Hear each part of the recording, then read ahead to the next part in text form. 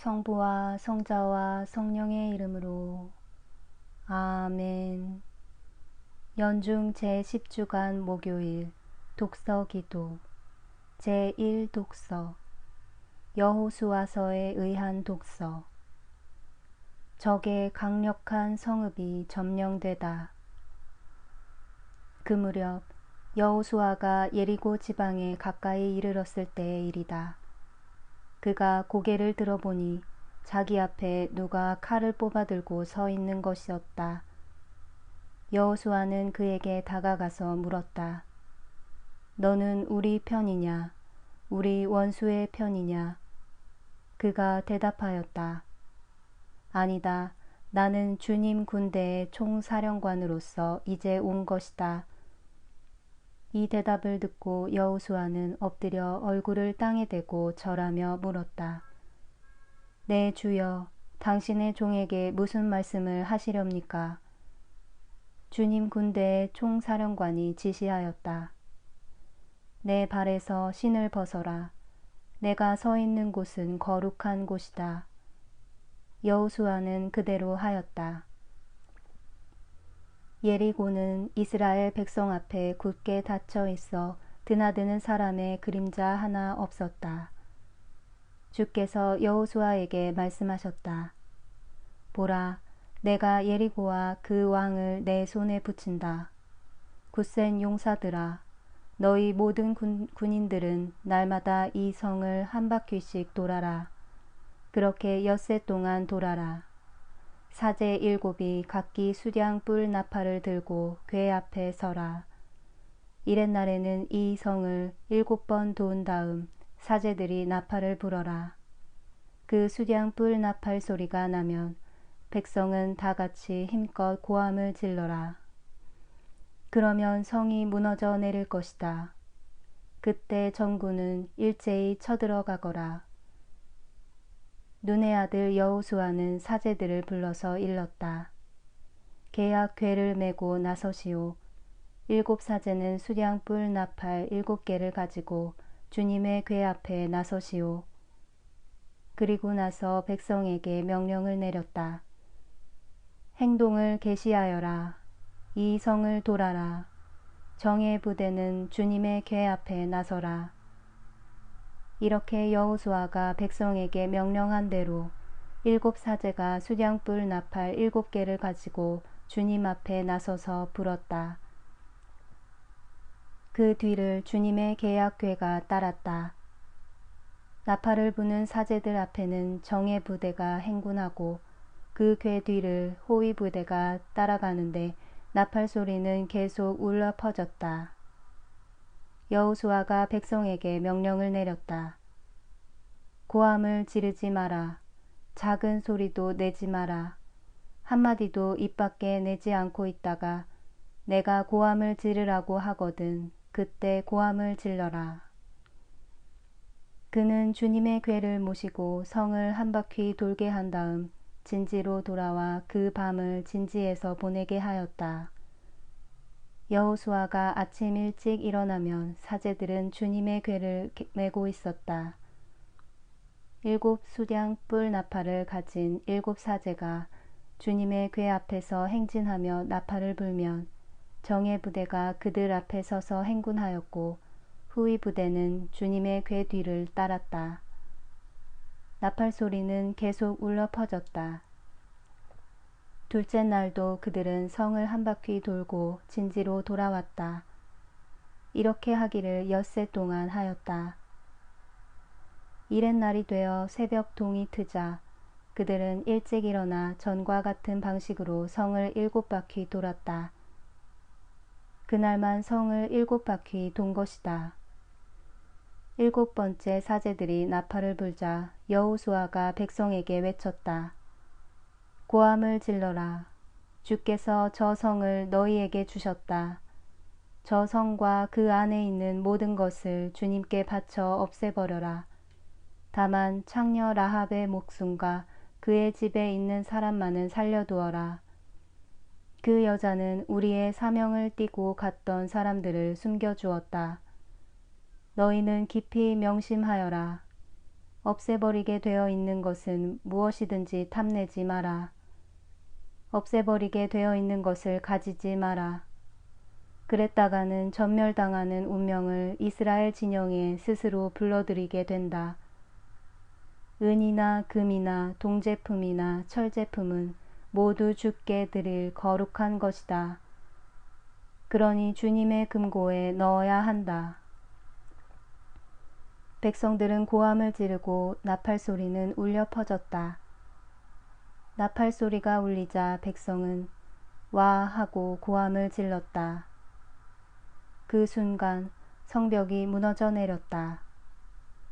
그러자 백성은 일제히 성으로 곧장 쳐들어가 성을 점령하였다. 남녀노소 가리지 않고 소건 양이건 낙이건 모조리 칼로 쳐 없애버렸다.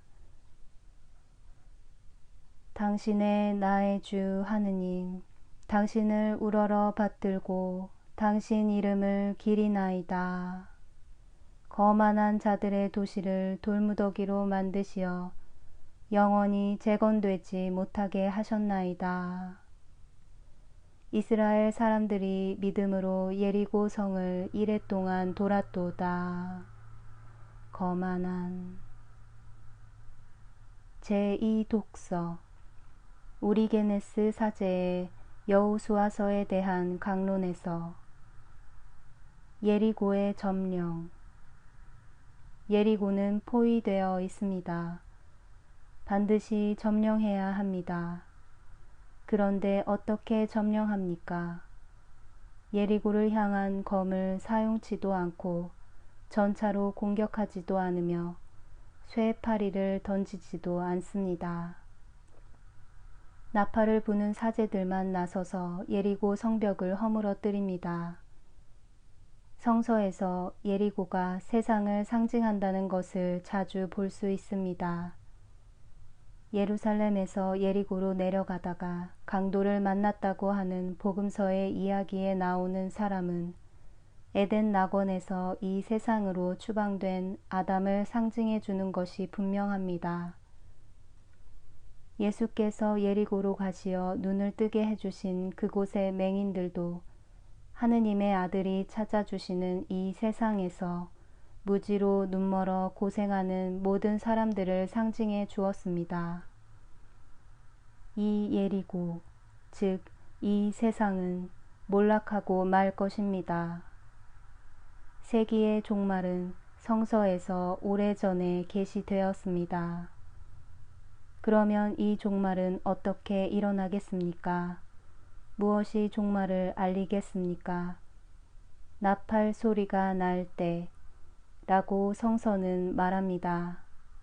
무슨 나팔입니까? 바오로는 이 비밀의 해답을 줍니다. 그의 말을 들으십시오. 마지막 나팔 소리가 들릴 때 그리스도를 믿다가 죽은 사람들은 불멸의 몸으로 살아나고 대천사의 부르는 소리가 들리고 하느님의 나팔 소리가 울리면 주님께서 친히 하늘로부터 내려오실 것입니다. 그때 우리 주 예수께서 나팔 소리로 예리고를 치시어 완전히 몰락시키실 것입니다. 그곳의 유일한 생존자들은 창녀와 그 권속들 뿐일 것입니다. 우리 주 예수께서 오실 것입니다. 나팔 소리가 울려 퍼지는 중에 오실 것입니다.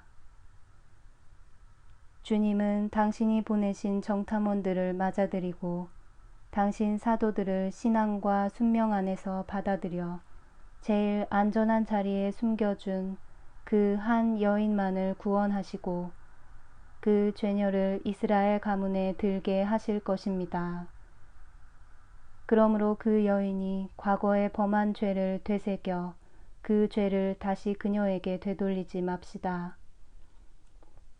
그 여인은 한때 창녀였으나 이제는 정결한 동전녀처럼 한 정결한 정배인 그리스도와 결합하였습니다.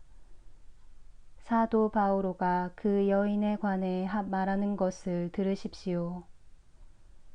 내가 순결한 처녀인 여러분을 오직 한 남편 그리스도에게 바치려고 정혼을 시켰습니다. 사도는 역시 우리도 전에는 온갖 욕정과 쾌락의 종이 되었습니다. 라고 말할 때 그 여인에 관해 말하고 있습니다. 그 창녀가 이제는 왜 죄인이 아닌지 더 알고 싶습니까? 다시 사도 바오로의 말을 들으십시오. 여러분 중에도 이런 사람이 덜어 있습니다. 그러나 여러분은 주 예수 그리스도의 이름과 하느님의 성령으로 깨끗이 씻겨지고 거룩하여졌습니다. 예리고가 몰락할 때 그 여인은 거기에서 피신할 끈을 받았습니다. 온 교회도 우리 주 예수 그리스도 안에서 그분이 흘리신 피로 말미암아 구원받았습니다. 그리스도께 영광과 권세가 영원히. 아멘. 내가 손을 들어 만국을 부르리라. 백성들을 향하여 나의 깃발을 날리리라. 그때 모든 인생은 알리라. 주님이신 내가 너의 구원자임을, 너의 원수를 갚는 야곱의 강한 자임을, 너희가 사람의 아들을 높이 들어올린 뒤에야 내가 누구라는 것을 알게 되리라. 그때 기도합시다. 온갖 선의 근원이신 천주여, 당신께 간구하는 우리로 하여금 당신의 감도로 바른 것을 생각하며 당신의 인도로 그것을 실천하게 하소서.